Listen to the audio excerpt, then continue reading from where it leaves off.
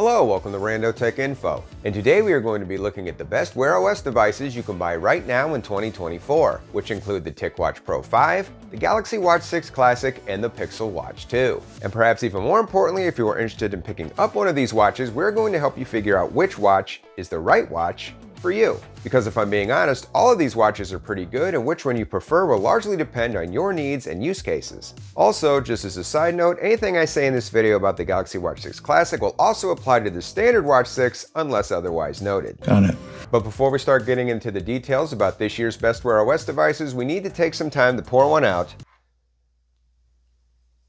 for the Fossil Gen 6. From its initial offering all the way back in 2004 to the Wellness Edition in 2022, Fossil has always made some of the best looking smartwatches in the business. But 2023 came and went without much fanfare from the company, and now in 2024, there are rumors swirling that Fossil's days in the Wear OS game are numbered. Which would be a shame because Fossil was one of the major players who kept the Wear OS platform alive for years when it had seemingly been abandoned, even by Google itself. You can actually still pick up a Gen 6 on Amazon and Fossil.com, and at a very reasonable price. But an older chipset, weak battery life, and a lack of software support means the Gen 6 does come up short of making our best list of 2024. Hopefully this isn't the end of Fossil's contributions to the smartwatch market, but if it is, it was a good run. You're here.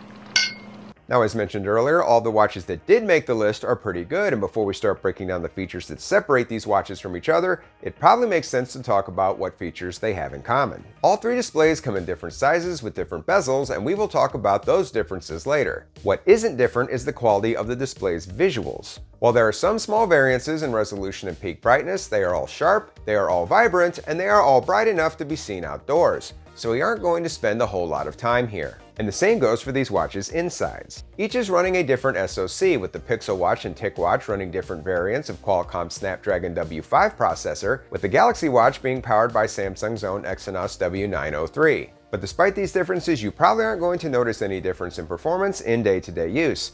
I know I didn't. All three watches are quick, responsive, and suffer from very little jank or jitter. This responsive feeling is further contributed to by the physical buttons on all three watches, which are all nice and clicky. All three watches support NFC payments, they all have Google Play Store access, they all have good speaker and mic quality, so they can all be used to take calls. The Pixel Watch utilizes Bluetooth 5.0, the Ticwatch is running with Bluetooth 5.2, and the Galaxy Watch 6 is packing Bluetooth 5.3. But all three do a great job of staying connected to my phone, and all three reliably send all notifications from my phone to my wrist. So I would definitely say there's no worries here. While battery life is different on all three watches and will be discussed later, charging speeds are similar, with each watch being able to pull around a 50% charge in 30 minutes and a full charge in around 90 minutes. And last but not least, none of these watches are iPhone compatible. Bummer. The next thing we need to talk about is health and fitness tracking. I'm not a runner, so I didn't do a ton of GPS testing with these watches, but it seems similar and at least decent on all three. All watches can also use Google Fit. When the original Pixel Watch came out in 2022 packing Fitbit as the default health app, a lot of tech reviewer folk, including myself, thought Google Fit was on borrowed time. But in 2024, Google Fit is still running strong, so perhaps it's Google's intention to keep supporting it. Which would be nice since Fit allows you to track your fitness stats in one place, even if you like to bounce back and forth between Wear OS devices. Although obviously continued Google support is not guaranteed. In addition to being able to run Fit, all three watches also have their own first-party and unique health tracking apps. As mentioned earlier, the Pixel Watch has Fitbit, the Galaxy Watch has Samsung Health, and the Ticwatch has Mobvoi Health. Now, I am no fitness expert, but I do exercise semi-regularly, and I probably favor the Pixel Watch and Fitbit. I think it has the cleanest and most friendly user interface, and I like the way it gamifies my health. Samsung Health feels a bit more utilitarian, and I feel like Mobvoi Health is somewhere in the middle. But keep in mind, this is mostly just a personal preference. And Fitbit is the only one of these apps that has a paywall, so getting the full experience will set you back $10 a month. Although I am able to get by on non-premium Fitbit just fine. All three apps have a boatload of exercises to choose from, and they all come with a solid set of biometric tracking metrics, which can track your heart rate, steps, stress, and sleep. However, there are some differences between these watches when it comes to other biometrics. The Ticwatch Pro 5 does not include an ECG feature like the Pixel and Galaxy Watch. The Pixel Watch 2 doesn't offer on-demand blood oxygen saturation measurements, which is offered by the Galaxy Watch and the Ticwatch. And the Galaxy Watch offers additional features that neither of the other watches offer, such as being able to check your body composition and blood pressure. Although keep in mind the availability of these features varies by region, and they will only work when the Galaxy Watch is paired to a Samsung phone. Everybody got that? As for the accuracy of all this tracking, I do think the Pixel Watch wins out here over the other two watches, and I find the sleep tracking on the Pixel Watch 2 to be particularly good. I also like exercising and sleeping with the Pixel Watch 2 because its lack of a physical bezel and lightweight makes it the most comfortable of the group to wear. Although a base Galaxy Watch 6 would probably provide a similar experience in this regard. And keep in mind, these are just my observations, and if you are serious about your health and fitness, there are a lot of other sources on the interwebs that can give you more detailed information about the accuracy of these devices. And bottom line is, if you are really serious about health and sleep tracking, you will probably want to get a designated health tracking device anyway, like a Polar or a Whoop. But for more casual exercise enthusiasts such as myself, I think any one of these options will be good enough. Now let's look at some of the other differences between these watches, and let's start with what will probably be the highest priority for a lot of users: battery life. And in this category, we have a clear winner. In my testing, the Ticwatch Pro 5 consistently delivered up to 5 days of battery life as long as I was taking advantage of the watch's always-on low-power display. For those of you who don't know, the Ticwatch has a high-efficiency low-power display layered on top of the watch's primary OLED display, which helps conserve battery when the watch is not in use. But even when I didn't use the low power display, I was still able to get around 3 days of battery out of the Ticwatch Pro 5, which is considerably better than the day and a half I was able to get out of the Galaxy and Pixel watches with their always-on displays turned on. So with charging speeds being similar on all three watches, the Ticwatch is the clear winner here. Looking at the stylings of all three watches, you get the fewest options with the Ticwatch, a few more options with the Pixel Watch, with the Galaxy Watch offering the most variety. Now, it's not that any of these watches look bad. The Ticwatch offers a versatile look that comes in two colors, that Mobvoi refers to as obsidian and sandstone, and it uses standard watch straps so you can customize the look even further. But the watch only comes in one rather large 1.43-inch display size, which might be a bit large for smaller wrists, and there is no LTE option. The Pixel Watch has a few more color options, but it has the opposite problem with size, and its only option will be a little small for larger wrists. But it does at least have an LTE version. The Pixel Watch also uses proprietary quick-release straps, which while convenient does limit your style options. That leaves us with the Galaxy Watch 6, which offers both the classic and standard version, both with different color and different sizes to choose from, and the option of LTE connectivity. Furthermore, the Watch 6 offers the best of both worlds when it comes to watch straps. You can get quick-release straps from Samsung, but the watch can make use of standard straps as well. You can also use the Samsung quick-release straps on other watches, so kudos to Samsung on this one.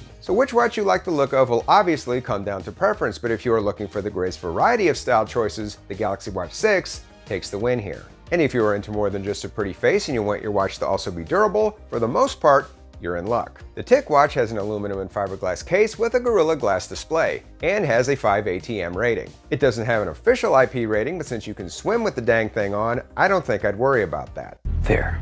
The Galaxy Watch 6 and 6 Classic does have an IP68 rating to go along with its 5 ATM rating, and while the regular Watch 6 is sporting an aluminum case, the Classic is packing stainless steel, which adds to the watch's durability and weight. It also uses sapphire crystal glass for the display if that kind of thing matters to you. Lastly, like the Ticwatch, the Pixel Watch has a 5 ATM rating but no official IP rating and has a Gorilla Glass protected display. Also like the Ticwatch, you can go swimming with the Pixel, so water shouldn't be an issue. And the under half of the case is made of recycled aluminum, as opposed to the stainless steel used in last year's version, which I am okay with since aluminum is still plenty durable and it keeps the weight down. Now on paper, you would probably have to say that the Galaxy Watch 6 Classic takes the win here. But in the real world, in my testing, none of the watches have taken any kind of damage, and they all basically look the way they did when they came out of the box. So I would say durability isn't a deal breaker for any of these options. Now let's talk about input. As mentioned before, all the watches on this list have nice clicky responsive buttons, but my favorite way to scroll has to be with the sweet physical bezel on the Watch 6 Classic. The regular Watch 6 has a touch sensitive bezel that I'm going to assume works the same way as the one on the Watch 5.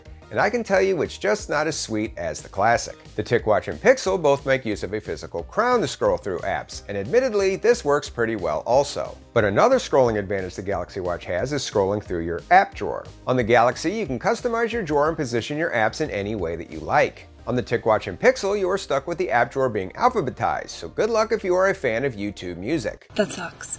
There are also other differences between these watches' operating systems. The Ticwatch and Pixel watch run similar but not identical versions of Wear OS, with the Ticwatch currently running version 3.5 and the Pixel running 4.0. The Galaxy Watch is running its own skin version of Wear 4.0, One UI Watch 5.0, which feels a lot like Samsung's old Tizen OS, and has a bit of a more modern and colorful feel to it. Now, which one of these you prefer will largely come down to preference, but something that is worth mentioning here is software support. You should be able to expect timely monthly or bi-monthly updates on both the Pixel and Galaxy watches. My experience with Mobvoi's watches, on the other hand, has been a bit more dodgy. Security updates on my previous Ticwatches have been a bit sparse, and major OS updates have taken even longer. So if timely software support is important to you, then the Ticwatch might not be your first choice. Besides the smartwatch's operating system, another software feature that can have a strong influence on how you use your smartwatch is its digital assistant. Without the availability of an easy-to-use keyboard, voice commands can be a very important input method on a wearable. The Pixel Watch comes with my assistant of choice, Google Assistant, as the default assistant out of the box. The Galaxy Watch comes with Bixby out of the box, but the Google Assistant can be downloaded and set up as your default assistant if you choose. And I strongly suggest you choose. When is Samsung unpacked? January 17th. When is Samsung unpacked? Check Samsung.com for more info.